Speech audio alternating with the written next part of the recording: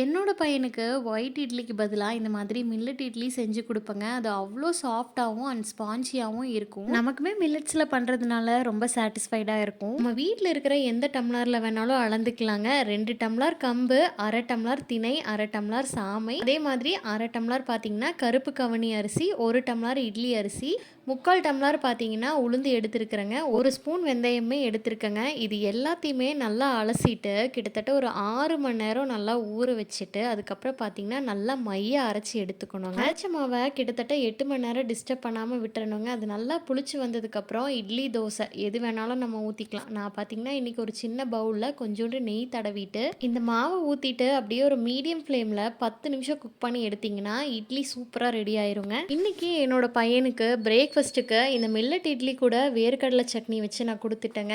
இதே மாவில் தோசையுமே ஊற்றலாங்க. நல்லா முருகலாக வரும். இந்த மாதிரி இட்லி தோசை செய்யும் போதே என்னோட பையனுக்கு தனியாக வேர்க்கடலை சட்னி செஞ்சுருவேங்க. அதுக்கு பார்த்தீங்கன்னா கொஞ்சோண்டு வேர்க்கடலை, கொஞ்சோண்டு தேங்காய் பூ, ஒரு பல்லு பூண்டு, ஒரு சின்ன வெங்காயம், புளி, கொஞ்சோண்டு உப்பு எல்லாத்தையும் போட்டு மைய அரைச்சிருவேங்க. இந்த வீடியோ பிடிச்சிருந்தா லைக் பண்ணிவிடுங்க. மறக்காமல் என்னோட பேஜை ஃபாலோ பண்ணிவிடுங்க. நன்றி.